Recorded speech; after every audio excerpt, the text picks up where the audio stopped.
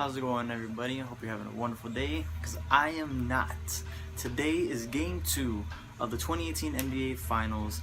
Cavaliers again playing at Warriors in Oracle, because the Golden State Warriors are just absolutely fantastic team, and they're extremely hard to beat, especially when you're a one-man show like LeBron James is. So game 1 ended in an epic all-time gaffe by J.R. Smith. Poor guy has been shit on by the media ever since it happened. He's become a meme. The LeBron going like this, and J.R. Smith's like, I thought we were ahead.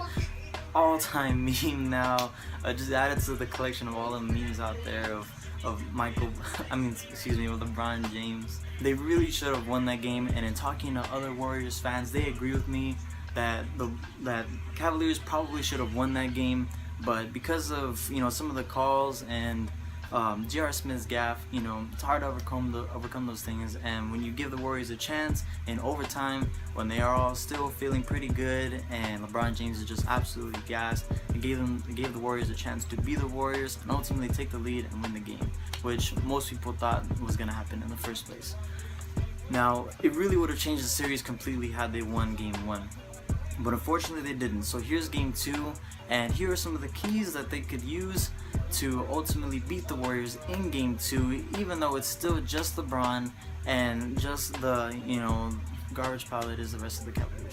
Now, they don't have to do a whole lot of things different, because obviously we saw in game 1 that the Cavaliers were in it the whole way.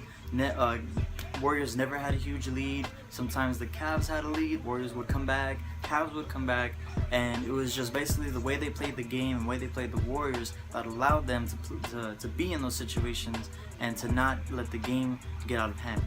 And the first thing they did to not let the game go out of hand was, one, they controlled the tempo. They controlled the tempo of the game. Even when Warriors were going a fast break and it seemed like time, was creeping up on them, they didn't let it get to them. LeBron would slow the game down. He would read the defense, and he would go and he'd make the correct play. Whether it was a 35-footer or just a quick pass to Kevin Love. Kevin Love posted up, gets the quick 2. Another thing that they did was they played very fast and they played very physical, and getting off screens very quickly and not allowing them to get beat off the pick and roll. If Steph was coming in to set up a pick for KD or a screen, then LeBron and whoever was guarding Steph or KD would switch off really quickly. It was very fast. As soon as they saw the screen coming, they would spread out and they would have them both covered so that they could never truly set up the screen.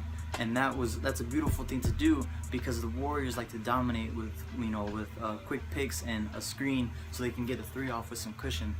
So the third thing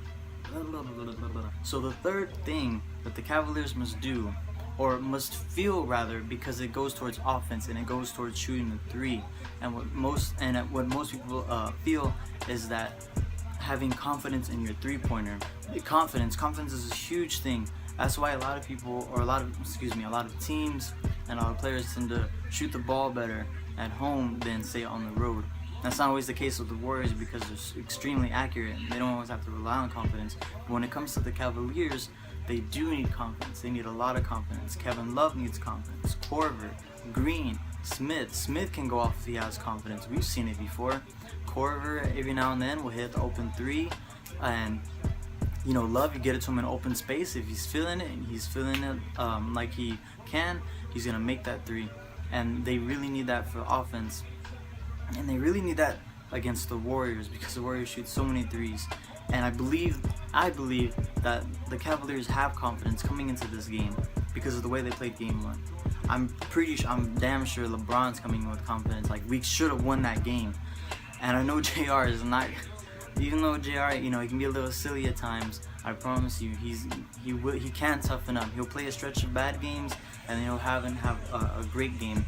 That's why they brought him to the team, and today's the day to have a great game. Whatever you want to call last Friday, call it a bad game. This is the time for JR to have a great game. Those 3 things. Number 1 was control the tempo. Number 2, getting off the screens, not allowing them to set screens and create pick and rolls. And the third thing, of course, was 3s and having confidence in your shot so you can make those open 3s when you get them. They do all those 3 things today, and you will see another great game, just as in game 1, and hopefully, the NBA gods willing, the Cavaliers can win this one. Anyway, those are just my thoughts. No expert. Those are just things that I saw in Game 1 when I watched it live. I hope you get the chance to watch it as well. It's gonna be an amazing game. It's gonna be a great game. If not, and if it goes completely south, like it sometimes does, most of the time with the Cavaliers players, at least we'll get to see another spectacle by LeBron James. So I appreciate you watching the video. I hope you have a wonderful day and have a great night watching this game, as I will too. And of course, please leave your thoughts in the comments below. I love to talk with you guys.